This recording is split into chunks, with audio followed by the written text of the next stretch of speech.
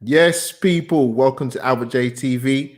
But before we get into it, let's hit the first intro.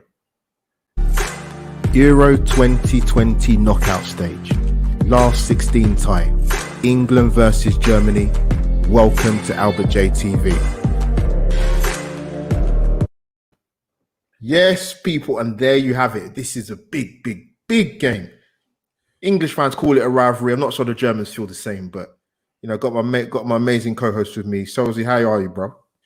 Yeah, no, I do think Germans think of it as a rivalry. I remember when I went over there to play, they definitely think of us as rivals. My legs can tell you differently, but yeah. But yeah, guys, before we get into this juicy last 16 tie, England versus Germany, let's hit that intro.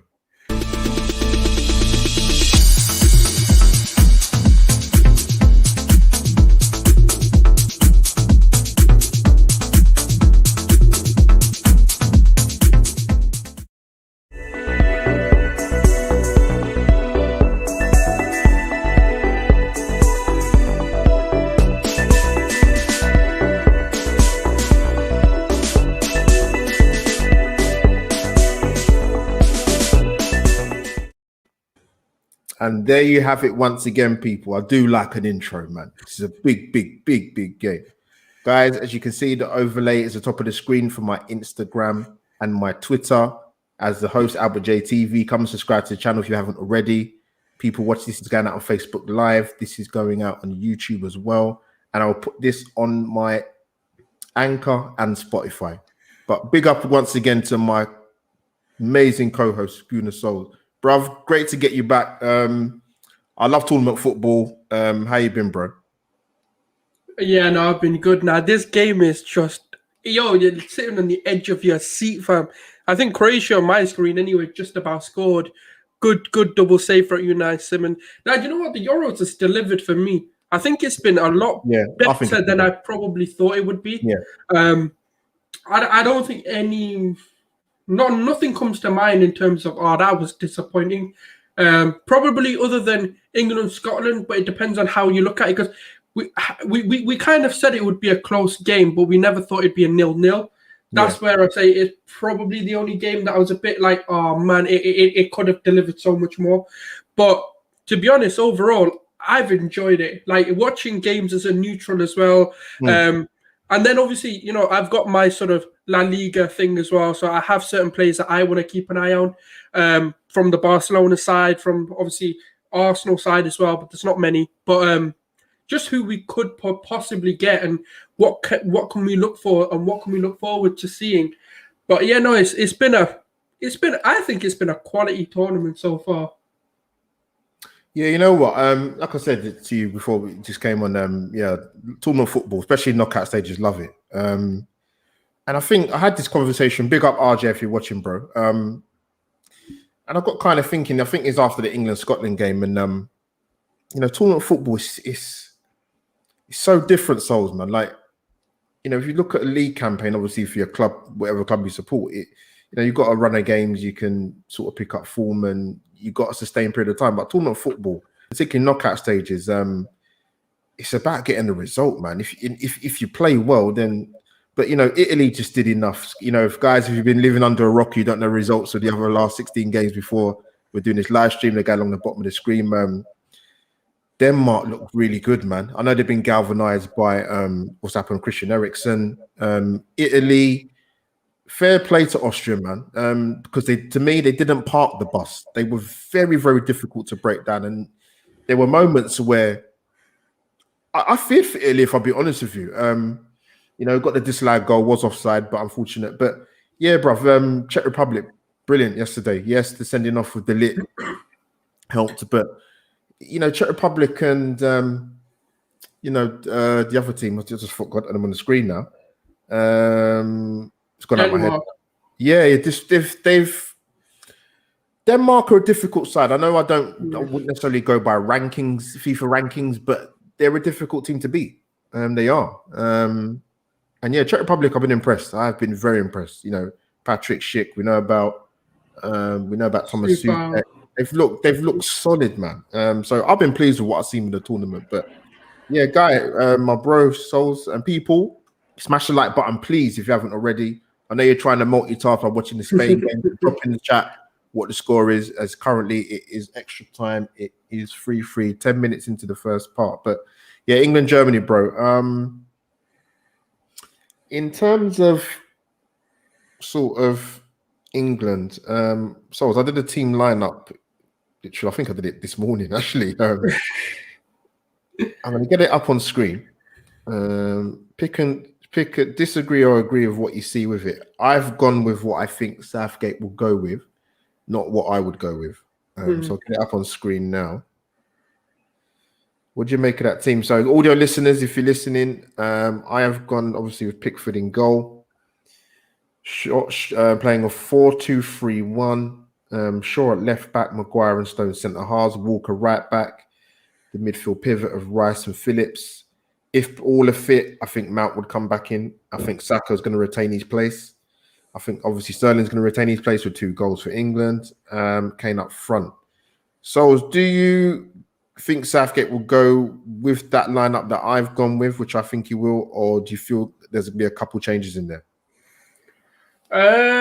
No, it's a weird one because I don't. The thing is, Saka and Grealish are probably the two that, to be fair, you can toss a coin. Yeah. And either one, I do think one of them definitely will. But I know this is going to sound mad. Maybe it's biased. Maybe it's my arsehole. But I'll explain it as well. I'll be logical.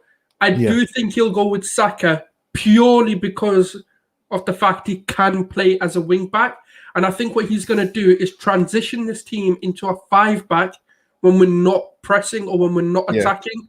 And then Walker's going to slide in, and that's going to turn into a 5, and he's going to make it so Saka becomes a right wing back. And then you're kind of going to see Mount drift into the wing to help out. And I think the reason I think he's going to do something like that and he's not going to play a Grealish is, unfortunately, as good as Grealish is, he doesn't really help out defensively. That doesn't mean he doesn't tackle, he doesn't try and it's just he doesn't do it as much as maybe a Southgate wants, or as much as maybe it's required of him. And that's not really taking anything away from him. That's just who he is. Give him the ball, he'll make something happen. That's just his quality. And I kind of agree. Mount, I do think will play just because of that reason. But I do think he might surprise us and play Foden, because Foden is somewhat of a winger this season. So he might play him as a number 10 to drift into Saka's position if he then drops back into a wing back. So the thing is, I think, because Sterling, I don't think he'll drop, unfortunately. As much as maybe I think his end product is what's going to be lacking for me. I don't see him being dropped, and I don't see Kane being dropped, because I don't know how true it is, but I've seen a video of someone saying Dominic Calvert-Lewin is not going to be starting. So I was like, all right, then that means Kane's definitely playing, because he's not going to start with Rashford. That's the only other alternative I can think of. So Mount, I think what it's going to be is either going to be Mount or Foden, and then it's going to be Saka or Grealish. And I think they're the toss-up. You can toss a coin, pick whoever you want, really. But for the reasons I said, I think Saka's more likely to play. And then Mount and Foden are the one. That's a 50. They're very 50-50. But you know what? I can't really sit there and say I wouldn't want him to do that, because Germany have picked up form. They battered Portugal. Like, we can't disregard that. They gave France a hell of a game. And then I know they had that little slip up, with but you can never discount the Germans. You know that the old saying, and I've been taught this when I was young as well, never discount the Germans in a knockout tournament. And that is just facts. You can't. Yeah. So I was on that, but I'm going to come back to you. But do you read anything into, and this is nothing to take away anything from Hungary, because I thought it was outstanding. Do you read much into that game, or not really? Or would you just put it down to the fact that this is the Germans, and you certainly can't rule about tournament football? It's one of them, and I guess sometimes, you know what, when you've got that many tough games in a tournament football, because correct me if I'm wrong, but I believe most of the games were like two, maybe 3 days apart. So like, especially for the group of death to play that many intense, because don't get me wrong, like Hungary, yeah, like respect to them, because if they were in any other group, they're qualifying. But respect to them because they took it. I think they said that they was only behind in all. They looked at all 3 games for like 6 minutes. I said, "Wow." So that's the thing. Like when you've got essentially 3 tough games. I know Hungary on paper or like before the tournament, you're probably going to be thinking. We all predicted they're not going to get through, but not because they're not good enough, but just unfortunately the group they're in, they're just a lot better. And they gave all 3 of them a hell of a game. And when you've got 3 tough games to play, you're going to have a slip up. France had a slip up as well. And they're European champions. Like they're World Cup champions. They're the current holders of the World Cup. And they drew. So you can put it down to a freak result. You can put it down to anything. But when you've got that tough of a game, one of them's going to inevitably, you're going to lose a game. So I think you can't look into it too much. Yeah, no, well said. Big up Holly Agnabar in the chat. Big up Cannon Chat in the chat. Smash the like button, guys, if you haven't already. I'm sure you have. I trust that you've done it already. Oh, yeah, by the way, it's 5-3 Spain. Flip it out. What? Wow.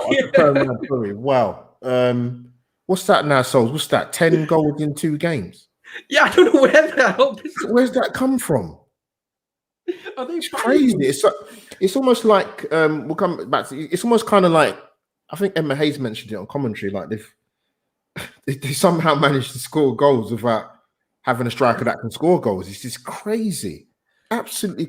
With this Spain side, I think Cesc Fabregas summed it up very, very well when he was asked in their first group game against Sweden before the game. Sorry, maybe a day before. He said, "I've got no idea what this team is going to produce." Yeah, and I said, "Wow, that's an interesting answer for a quality player." Like he said, and to be honest, Souls, after the first 2 group games, I was like, I don't recognize this side, man. Yes, you come in cycles in terms of teams, and this Spain side, come on, back to back, European Championship, World Cup, or back to back European Championship. Sorry, so it's. I mean, you just told me that score. That's thrown me off guard. I can't believe it. Generally can't believe it. Do you know what it is? Like, obviously, I think me and Kesh, especially me and Kesh, I can say, have always picked up Luis Enrique as a manager. I still do. I still think he is a world-class, phenomenal manager. It's just been a bit. Some of them have been just a bit unfortunate, really. But the thing is, I'm not surprised. I'm surprised they weren't scoring goals, to be honest with you, because they always do. The thing is, this is going to sound like, oh, yeah, but you've got Messi, Neymar, Suarez. Like, of course you're going to score goals. But that team, under his tactics, really ticked because he allowed them to. He gave them the freedom. He bought, because tiki-taka is very stringent on, like, certain players can move, but certain players have to hold positions. Yeah. But he came in and he said to the front 3 especially, do what you need to do, switch play, go onto the wing, come in. And that's the thing. They interlinked so much. Like Neymar was on the right, Messi on the left, Suarez came onto the wing, and that's why I'm just. The only decision I'm baffled by is why Morata plays so much. I don't think he's not been dropped. He's not been dropped this tournament, and I'm like, why? You know what? You need to watch the highlights of the game. He's had a terrible miss. I don't get it. Strikers miss chances. I understand that. I'm not trying to kill the guy, but. Yeah, that wasn't a good effort at goal, man. Ian Wright made that very clear in the half-time commentary. But I don't get it. Moreno's there playing. I don't understand it, bro. But so like I said, big up to the guys in the chat. Like I said, what have you guys made of the tournament so far? Particularly the knockout stages so far. I've been impressed, man. Like I said, tournament football. You got to remember, if you can't make no mistakes, man. You lose, you're gone. You're out of the tournament. You're gone. That's why it's exciting, because you can't. With league football, you can have a draw here and there, but in tournament football, you can't, because you're gonna get extra time, penalties, and then 2-3 days later you're playing again. So you'd rather not go to extra time if you can avoid it. You saw it like with the the Austria game, Italy. I thought it was a really good game. Surprised by Italy in the second. I thought Italy were decent in the first half. Without sort of creating any clear-cut chances. Immobile hit the bar. But the second half, they disappointed. I thought, like I said, I thought Austria played really, really well. I don't think their midfield was good though. Like, Yeah. not they played well, but they should have. The balance was off. They didn't have enough going forward, like a forward-thinking midfielder. Yeah, it's like they woke up in the first half of extra time. And then I think they brought on, like, when Locatelli, especially when Locatelli and Chiesa came on, that's when the game changed. Yeah, and Bassina came on as well. Yeah. They played really the way he took that first goal. So, oh my god, the touch and the finish. But yeah, it just goes to show, mate, your subs are key, man. You got 5 subs, make it count.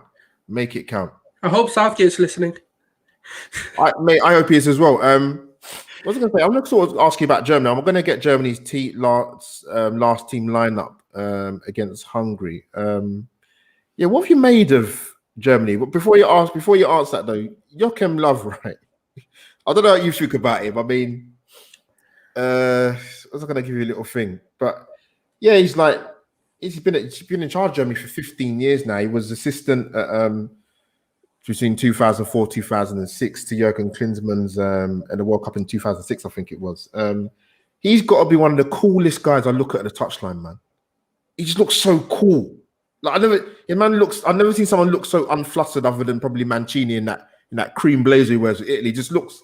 He just looks cool and he just looks the part, man. I don't know what it's about this guy, but yeah, Joachim Löw has been around a long time, man. You know, we know Hansi Flick's going to take over after his tournament when Joachim Löw's gone.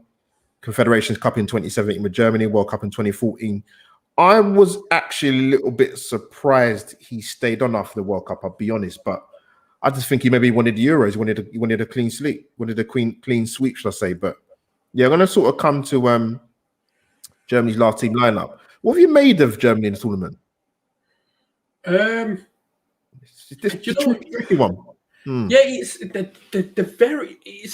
very weird because they've not been bad, but they've not been Germany.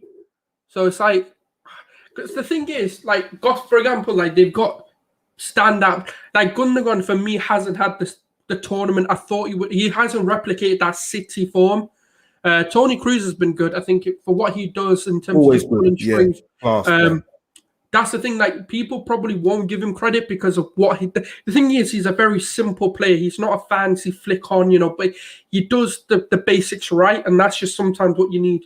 Goslin's been a revelation. I've always liked him. That's the one player I can talk about. I've seen a lot of, and I do rate him a lot. I think he's a phenomenal player. Kimmich is Kimmich, and like, I don't have to tell you much about. He is for me one of the greatest of our generation. Like, he is so damn good. Havertz. Sorry, let me come in. Sorry, before you come to Havertz, with Kimmich, right? Don't get me. Listen. I like Joshua Kimmich, but I sometimes I'm thinking to myself, where's the best position to play this guy for Germany? Because I mean, I think he played right wing back. Correct me if I'm wrong, in the last World Cup. And I just thought, you know what? You got to get to me. He's wasted there, but it's difficult to fit him in centrally because you're not going to move Tony Kroos and Gundogan out. But yeah, what do you think? I just think he's wasted. I just don't think right wing back. I don't think you get the best out of him personally. That's just my opinion. Yeah, he'd be better in the middle, but I still think his qualities still show. Like, for example, the 2 assists against Portugal. I think he got one of the own goals he whipped the ball in for, and. This is the thing, like, Kimmich is just that good. Like, he can. The thing, obviously, you prefer him in the middle because of his qualities, like to play the ball, dictate play, and everything pretty much goes through him. I think defensively, Germany, like, this is why I think when they draw, I think I said this to you, but like, I'm not afraid because their defense is shit. Like, it's not great. It's not great. It is. It's like when you look at that Hummels, Rudiger, Ginter, maybe a lot of people probably don't know a lot about, but Rudiger, for example, has had, well, according to Chelsea fans, a blinder of a season. And then you come into, the Euros and, he's been a bit... I've kind of always had that about him, mate, even at club form. And I'm not being funny, Max Hummel's been around a long time. And yes, he's not blessed with pace, but he's a good reader of the game. But, yeah, I mean, do you think that team be similar against England? And on top of that, bro, do you think England could possibly go like for like and match Germany?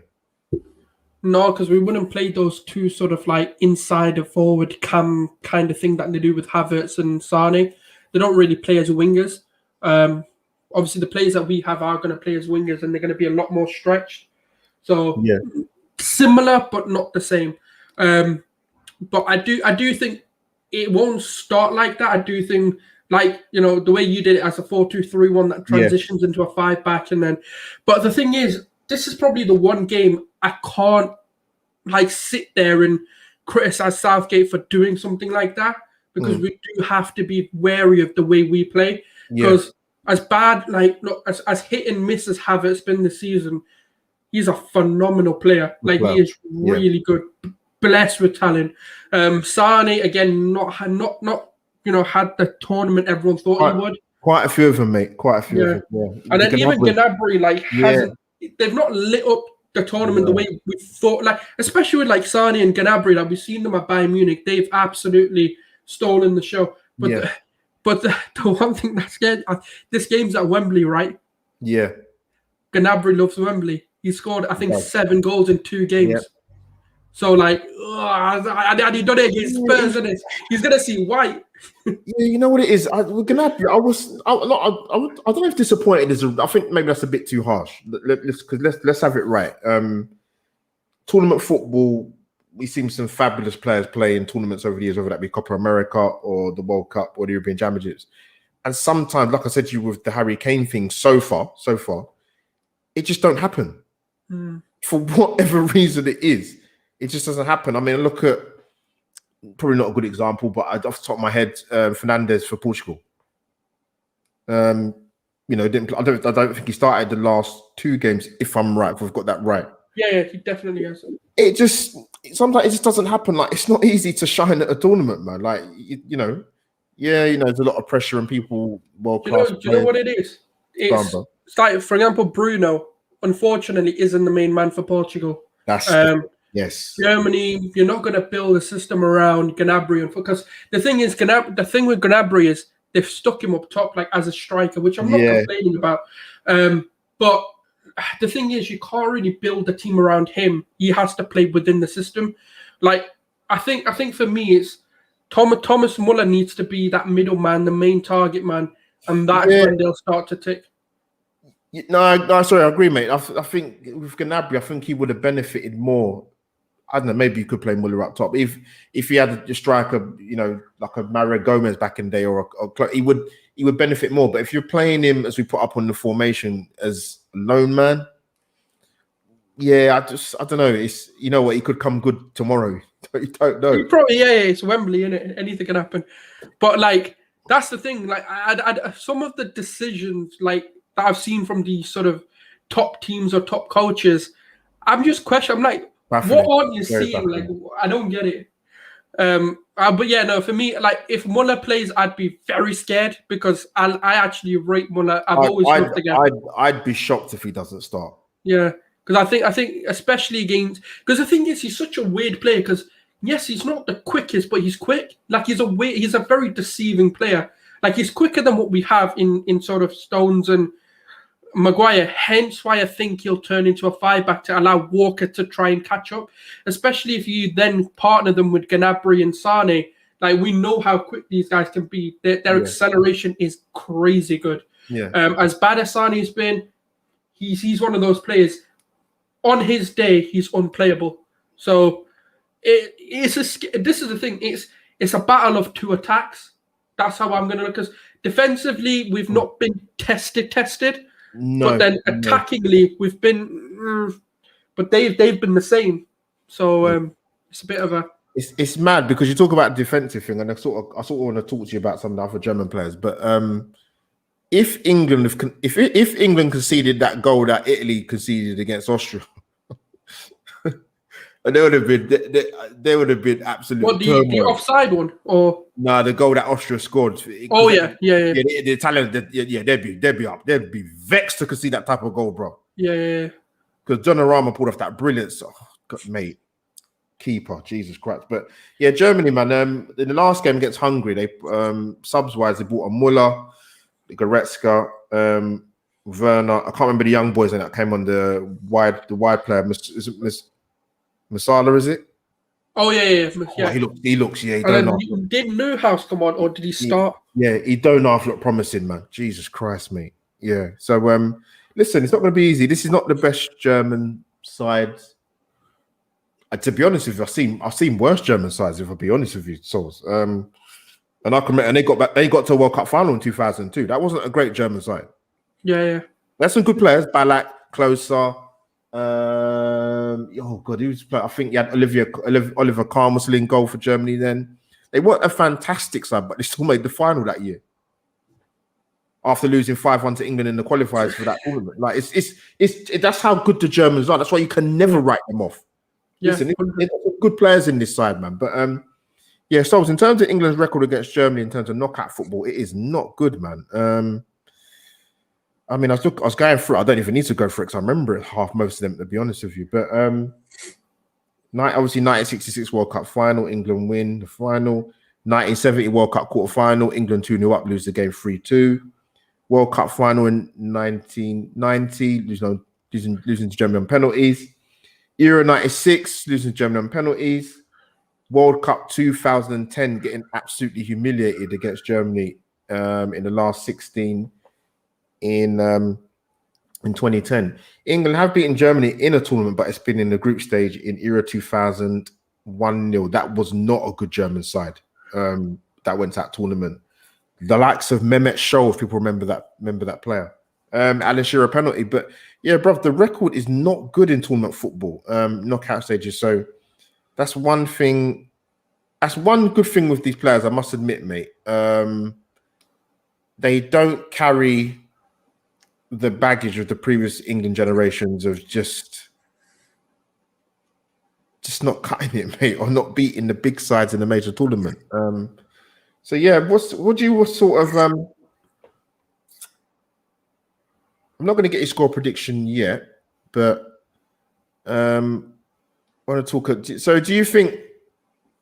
I mean, I'd love to see Grealish and Saka play, but I don't think it will happen. I do think Mount will come back in, and I expect Phillips and Rice to start. So I don't think there's going to be any major surprises, mate. I think because we've got to this stage of the tournament, I actually find it quite easy to go for the side that I went for England, because we're at the stage now with the point of no return. So, yeah, so I just want to get your. Also, don't want to go over too much, but yeah, what's your feelings about tomorrow? What's your score prediction, mate? Do you know what? Yeah, it's a weird one because I don't really praise Southgate a lot, but the one thing he has done is he's got some good records. I know it sounds bizarre because we won him out, but you can't deny like 2 semi-finals, 3 clean sheets in the group stages. We never won an opening game. We won an opening game in this tournament. So you do have to give him credit where it's deserved. And the thing is, tomorrow could be another one. He could actually go and beat Germany in a tournament football. Like it's I've got a feeling it's just written to happen because like Southgate, you know what? Every time people get onto Southgate, he seems to find a way to shut them up and then later on it up. But it's. Do you know what? I've got a feeling this game's going to be a thrilling game, like we've seen in a lot of the time. I think it's going to be like a 3-2. Yeah, I can see the Germans scoring just because they've got a talented side, mate. They've got some good players in there. It's a tough one to call, man. If you're to push me on it, I'm going to go England 2-1. 2-1. You know what? I was only thinking about this yesterday because I was doing some fantasy football, but I've got a feeling this guy might come good. It's not as great as he's been, but I've got a feeling. So I don't know what it is. I think maybe this is the game to ignite this guy. What do you think? As long as he stays up top and actually is a striker, he would have been fine this whole tournament, let alone this one game. He's got to play on Mats Hummels more, man. Seriously, like I know that's my frustration. It's don't be a quarterback, please. You don't need to dictate the game. Just stay up. Like literally, that's all they need to tell him. Just stay as a striker, just score the goals. Because the problem is, right, 2 of Sterling's goals are exactly where Kane should have been. Yeah. Both of them. And that's the issue. Like the chances are there, the service is there, but he's not there. That's the problem. Normally, do you know what it is? The striker makes the movement, but no one sees it. This time, it's the service is being there, but then they're realizing, oh crap, we don't have anyone there to pass them. And that's why we're seeing a lot of this slow, no goals, because we've not got anything to cross the ball into or play the ball into. And that's that. If you really deepen, if you really go back and look at these games, if Kane was where he was supposed to be, we probably would have beaten Scotland. We probably would have beaten Croatia more convincingly. We would have beaten Czech Republic a lot more convincingly if he held his position more. And that is the simple solution to the team. No, good points. So I've got a feeling, man. He might. I hope so. He might surprise a few people tomorrow. I don't call it a gut feeling, but guys, we haven't got long left. We're gonna ask Souls I'm gonna get Souls' thoughts on one more thing about the draw. But people, if you don't know what to do by now, you should know what to do.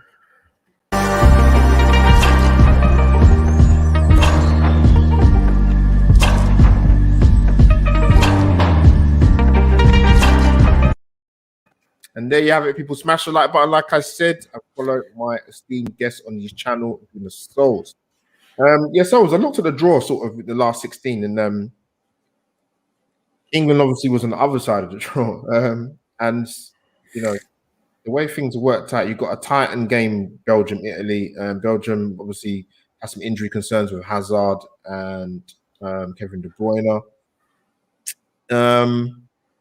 Obviously, Denmark have got Czech Republic, I believe, if I got that correct. I'll have to check, but I think so, yeah. I think so, yeah. And then if England can somehow get past Germany, they will have a tie against Ukraine or Sweden. I said this to I had this conversation with RJ. I put it in our group chat. And it wasn't to be sort of dismissive of the Netherlands at the time or the other big nations that are there, but England have a massive chance to make a final. I've never seen England make a final in my lifetime. There's a lot of people in the chat, people going to watch this back and listen to this on audio, will never have seen it. They have a massive opportunity to make a final, a massive, massive opportunity. Do you agree with that, Souls, or is it or are you still a bit cautious? Do you know what? Like I'll stick to what I've said. I think if we beat Germany, that sends a statement that we're here to win. Because no disrespect to Ukraine and no disrespect to Sweden, whoever out of the two go through, we should be beating them. And then it's our second test. But this is the thing. The thing is, if we beat these two tests, right, because it could be Spain or France, because obviously if France, unless something shocking happens and France are out, like, at 8 o'clock, kickoff, and because obviously Spain are now through, so it will be Spain versus France, or I can't remember who they're playing. It'll be between them, and then one of them is then going to go through, and that's who we get in the semi-final. If we beat both of them, why can't we win it? Because we've beaten the two biggest tests of the tournament, Germany, and then let's say it's France, because it's more than likely going to be France, looking at the form and the team and everything. Like, you're beating the World Cup champions, you're beating probably the most dominant force in Europe, like, regardless of how badly they play. Germany are one of the biggest European names, and you can't discredit that. So it's going to be tough. I think if we beat Germany, it's still a semi-final. But if I don't want to say it, but if we then go through to the final, I know what it is.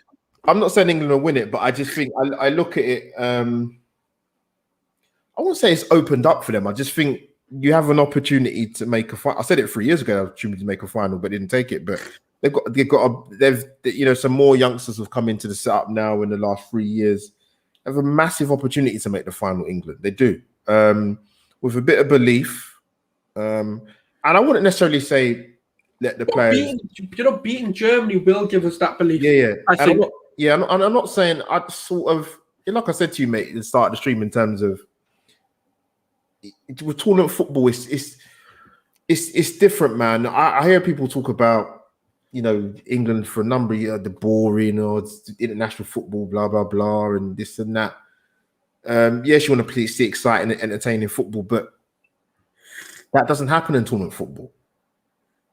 You might get it can. I'm not saying it can't, but it's going to be tough, man. Like I said, England have got a massive opportunity here. You've gone for 3-2 England. I've gone for 2-1 England. So yeah, people, we have come to an end of the show. Now, guys, the thing is, originally, me and Souls kind of made our minds up that we wasn't going to do the watch on for the England-Germany game because more than likely we just couldn't do it because of work. Luckily, I have managed to wrangle an extra half an hour to allow me to get home in time. So I will be doing a watch along. Whether that'll be on my own or with other people will be another thing. The timing of this game is not great, so Sol's probably more likely can't. I probably might have RJ Wills and my boy Ross Gunner TV. So people come and check out. There will be a lot of industrial language possibly, just because of England Germany. But big up to the guys in the chat for tuning in. I know it's a bit difficult, obviously, with the game going into extra time. I would have been the same personally. But yeah, smash the like button if you haven't already. And people, you can find my boy Guna Souls. Great to get you on again, mate. More content to come. Yeah. Yeah, thanks for your company, man. No, 100%. Hopefully, if we beat Germany, more to come. Obviously, there will be. Yeah. If not, there'll be one last video probably, and then we'll have to see how the Euros go. But there will be at least one content. I haven't got the full panel lined up yet, but I've got one definite coming on. But yeah, guys, that is me, Albert J TV, over and out, your host. Come and check out the channel. The big one is tomorrow. No need to set your alarm clocks. England versus Germany. Let's do this, England.